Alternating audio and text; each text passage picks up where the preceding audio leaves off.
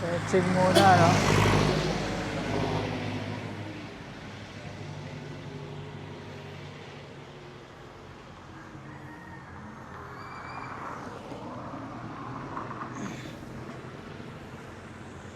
Yun na yung stretching ko, no?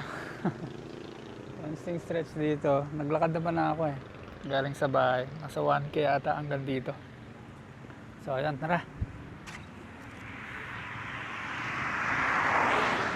Punta ako ng Villar City. Try ko kung pwedeng pumasok ngayon doon. Total, linggo naman eh.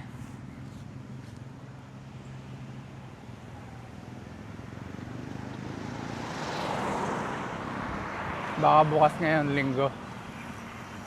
I mean, bukas naman araw-araw. Baka magpapasok ng mga outsider, no? Let's go!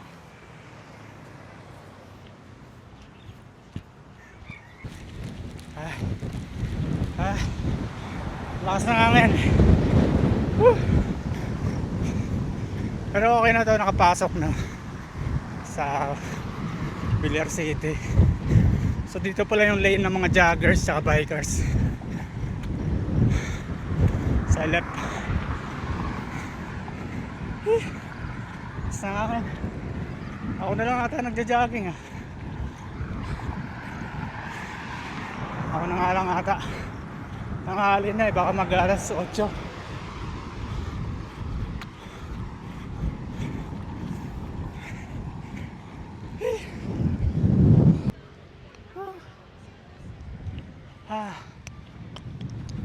Parating din, no?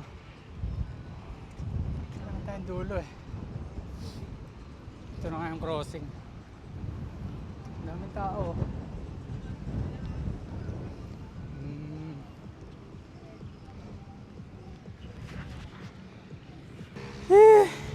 Eto na ang Villar City. So doon pala sa pinasukan ko sa Paliparan. Ewan ko, pinapasok kasi ako doon eh. Bawal pala yung ano doon, may segment doon na bawal yung mga joggers.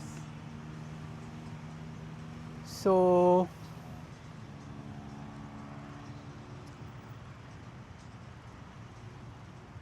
dito lang pala ang entrance ng joggers dito. Sa may Crossing Cafe, sa may Joe Drive.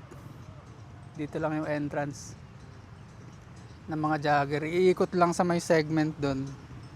Yun na yun, ayun na yung part ng mga joggers. Pero yung mga bikers mula dito hanggang doon, tago sa may Paliparan Road, pwede, no?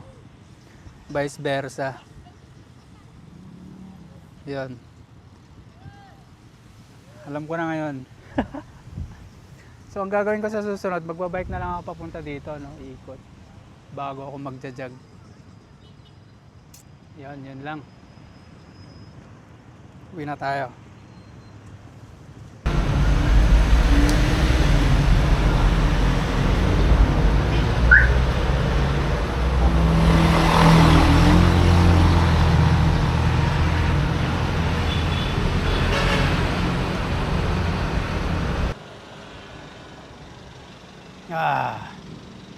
Yun, no? Nakabalik na dito sa may ano, Paliparan. Starting point, no? So grabe, ramdam ko yung pagod.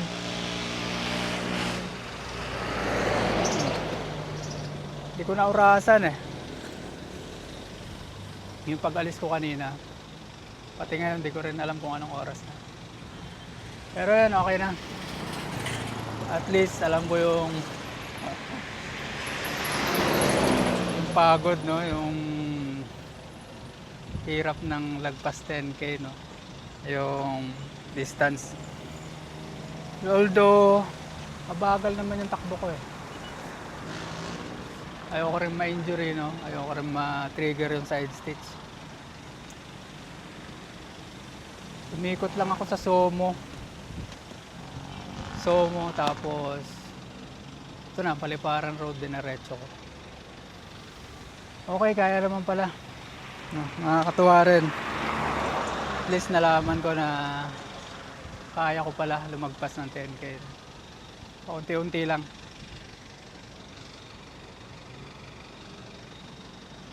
Samantalahin ko lang yung work from home tapos pang umaga. Maganda yung kondisyon pag pang umaga eh. Kasi pag pang gabi hindi talaga kaya mag-jog ng malayo. Puyat. Hindi pa nakaka-recover yung katawan sa puyat. So yun, susunod ulit.